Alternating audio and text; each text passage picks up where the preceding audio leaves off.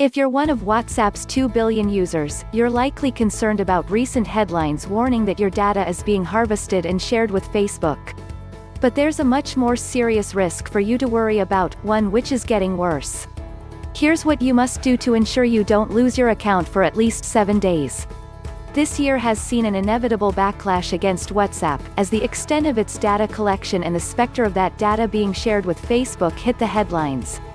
The only real surprise is that it has taken this long. Facebook is as Facebook does, and the clash between privacy and security are in our DNA. WhatsApp, and the world's leading harvester of online user information, was always going to be when and not if. But there's a serious irony here as well. In reality, there's relatively little data sharing between WhatsApp and Facebook, certainly compared to Facebook's other apps, which are a privacy disaster. But a vast number of WhatsApp users are taking a huge risk with their data and contacts, one that is much more likely to damage them than the sharing of metadata to fuel the world's most valuable marketing algorithm. I've covered this threat before, where attackers easily steal WhatsApp accounts.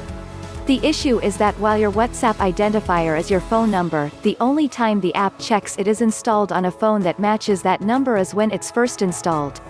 And that check is not automated on the phone's operating system, it's done by sending a 6-digit SMS code to the phone number for you to enter into the app.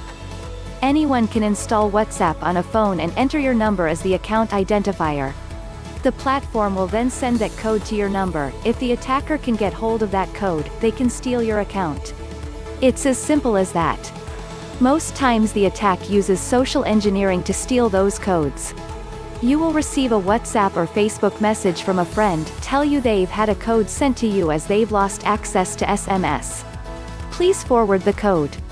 The message is clearly from the compromised account of your friend, sent by the attacker. But there are other ways to steal those codes. Recently we have seen malware attacks using an Android backdoor that extracts two-factor authentication codes from SMS messages. We have also seen the extent of SIM swapping attacks now taking place. And, obviously, lock screen previews enable attackers to read incoming codes if they have physical access to a device. Apple and Google have both now moved away from SMS as a default two-factor authentication method for good reason. With WhatsApp, such attacks can easily be prevented. You can set a 6-digit passcode of your own in the app. With this done, no one can hijack your account unless they have the SMS code and your own code, the two are different. But most users have still not set this passcode.